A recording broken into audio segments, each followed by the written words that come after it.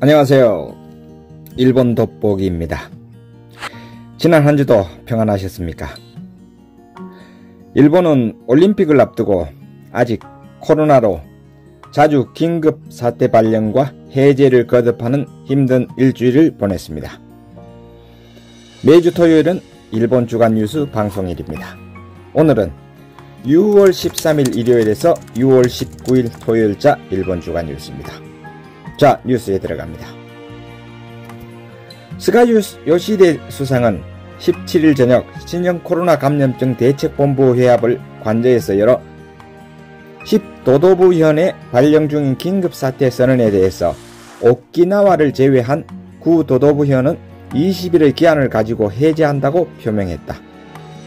이 중 도쿄, 오사카 등 7도도부현은 선언으로부터 만연방지 등 중점 조치로 이행, 기간은 선언을 연장하는 오키나와도 포함해서 7월 11일까지다.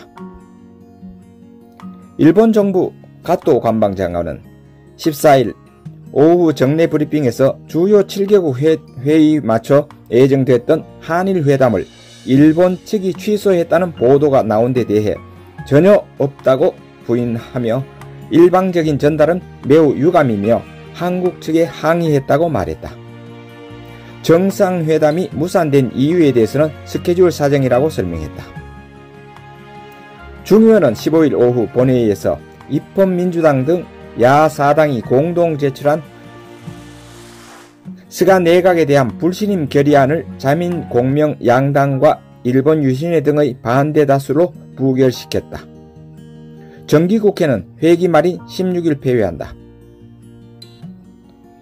G7개국 대중국 포위 결속 포위망 일본 기업에 긍정적 영향이라는 보도가 있었습니다. 13일 영국에서 막을 내린 G7개국 정상회의에서 경제 안보에 관한 관심이 높아지는 가운데 대중국에서의 결속이 주요 의제가 됐다. 대중포위망 강화는 공급망의 중국 의존 탈피와 첨단 기술 유출 저지 같은 대응책으로 이어져 일본 기업에도 긍정적인 영향을 미칠 것으로 보인다. 무엇보다 일중의 경제적인 결합은 강하고 일본 기업에서는 시장을 잃는 것 등에 대한 염려도 들리는 것도 사실이다.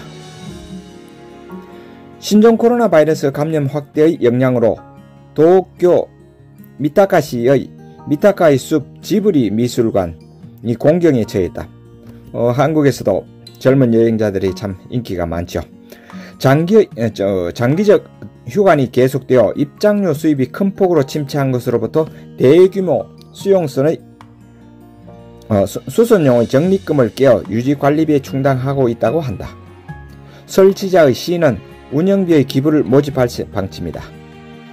2001년 문을 연 지브리 미술관은 지난해 2월 이후 코로나에 따른 임시휴가 및 입장 인원 제한 조치가 이어지고 있다.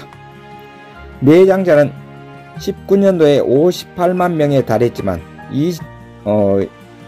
2020년도에는 들어서 2021년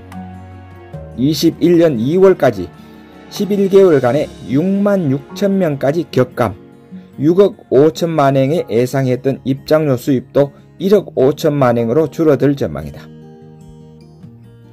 일본 헌법 개정의 첫 단계로 평가되는 국민투표법 개정안이 제출 3년 만에 통과됐다. NHK 등 일본 언론에 따르면 11일 오후 참의원 본회의에서 국민투표법 개정안이 찬성 다수로 가결됐다. 개정안에는 개헌 여부를 묻는 국민투표의 편의를 위해 상업시설이나 역 등에 공동 투표소를 설치할 수 있도록 하는 내용 등이 포함됐다. 이 법안은 2018년 6월 자민당 등이 개정안을 제출한 이후 야당의 강력한 반대로 국회 심의에 탄력을 받지 못했으나 이번 정기국회에서 여야가 국민투표 광고 규제 등에 대해 시행 후 3년을 목표로 법제상 조치를 강구한다는 부칙을 넣기로 합의함으로써 통과에 이르렀다. 이 법안은 지난달 11일 중의원을 통과했고 이달 9일 참의원 헌법심사위를 통과했다. 한국에서 징용공이나 유족 등이 전시 중에 가혹한 노동을 강요받았다며 신일본 제철 주금 등 일본 기업 16곳에 배상을 요구한 소송에서 원고 측은 14일 소가 각하된 서울중앙지법의 1심 판결에 불복해 항소했다. 7일의 1심 판결은 일본 기업에 배상을 명한 2018년의 최고재판소 판결과는 다른 판단을 나타내 개인의 청구권에 대해서 1965년의 한일 청구권 협정에 근거해 일본을 상대로 소송에서 권리를 행사하는 것은 제한된다라고 하여 소송을 기각했다. 도쿄올림픽 패럴림픽 조직위원회는 관전자에 대한 가이드라인 초안을 공표했다. 마스크 착용이나 손소독 등 기본적인 감염 대책 외에 인류를 히토의 흐름을 억제한다는 관점에서 회의장에서 직행해서 바로 집으로 돌아가고 길거리 음식, 담소 자제 등을 요구했다. 오카베 좌장은 불효불급한 외출을 삼가토록 정부, 도에 호소해 주었으면 한다. 다만 올림픽 개최와의 모순이 생기지 않도록 해야 한다고 설명했다. 안정적인 천황의 황위 계승책을 논의하는 유식자 회의는 16일의 마지막 제7회에서 황위 계승 자격을 남자로 한정하는 황실 전범의 규정을 존중해 현재의 황위 계승 순위를 유지할 방침을 확인했다. 이에 따라 여성 여계로의 자격 확대는 보류한다. 황족 수 확보를 위해 여성 황족이 결혼 후에도 황실에 남는 여성 군가의 창설과 구군가, 그러니까 구황족을 이야기합니다. 남자 자손에 의한 황적 취득의 시비의 이안을 축으로 향후의 논의를 진행시킨다. 계승 순위의 유지는 기요예 씨가 회합 후에 기자단에 분명히 했다. 현 순위를 조정하면 황실 제도가 흔들릴 수 있으므로 혼란을 피해야 한다고 판단했다. 재무성이 16일 발표한 무역 통계에 따르면 5월 수출은 전년 동월 대비 49.6% 증가한 6조 2613억 엔이었다. 증가는 3개월 연속으로 1980년 4월 51.4%에 이어 41년 만에 가장 컸다. 신형 코로나 바이러스 감염 확대에 의해 경제활동이 정체한 전년의 반동 증가로 자동차 부품이 큰 폭으로 성장했다. 수출에서 수입을 뺀 무역 수지는 1871억엔 적자였다. 적자는 4개월 만이다. 한국인 위안부 12명의 호소를 인정하고 일본 정부의 손해배상의 지불을 명령한 올해 1월 서울중앙지법의 판결 확정을 놓고 재판부가 이달 9일 일본 정부에 대한 한국 내에 있는 자산 목록을 게시하도록 명령한 것으로 나타났다. 일본은 배상 명령에 응하지 않고 원고 측은 압류할 수 있는 일본의 자산을 찾기 위해 지방법원에 게시를 신청했다.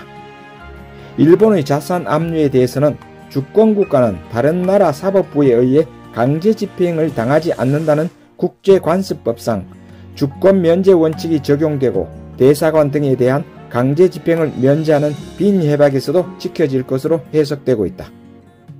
실제 집행은 곤란하다는 견해가 강하지만 이번 결정으로 원고 측이 압류를 신청하기 위한 절차가 하나 진행되었다.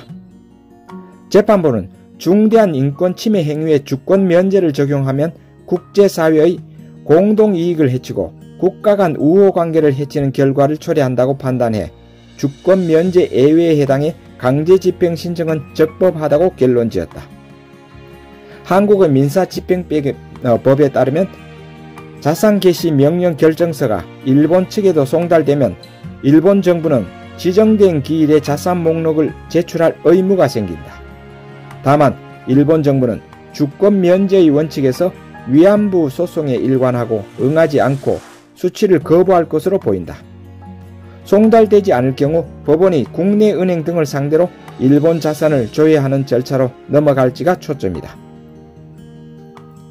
요즘 이슈가 되고 있는 선택적 부부 별성 제도에 대하여 전국의 주요 기업 100사를 대상으로 아사히 신문의 앙케이트 조사를 했다. 희망하면 성을 바꾸지 않아도 결혼할 수 있는 선택적 부부 별성 제도에 대해서 경영자 개인으로서의 생각을 물었는데 도입해도 좋다가 43사 있어 도입 필요 없다는 제로였다. 정부가 지난해 12월 가기 결정한 제5차 남녀 공동참여 기본계획에서는 자민당 내의 의견으로 문구가 후퇴되기도 했지만 경영자 측엔 큰 거부감이 없는 것으로 알려졌다. 지금도 결혼 후에도 애성을 통칭명으로 사용하고 있는 것을 인정하는 기업이 많다. 아베 신조 전 자민당 총리는 18일 니폰 방송 프로그램에서 헌법 개정에 대해 국민의 생명과 안전을 지키기 위해서는 개인의 권리 제한이 있을 수 있음을 분명히 해야 한다며 긴급사태 조항 창설이 필요하다는 뜻을 밝혔다. 차기 중의원 선거까지는 스가 총리를 중심으로 끝까지 싸우지 않으면 안 된다. 코로나화를 극복하고 일본이 V자 회복해 애프터 코로나의 새로운 모습을 만드는 데도 이겨내야 한다고 강조했다. 자, 여기까지입니다. 끝까지 시청해주셔서 참 감사드립니다. 기타 정보인 코로나 데이터와 일본 환율 정보 사진과 주식 정보 사진을 올려놓겠습니다. 감사합니다. 사요나라.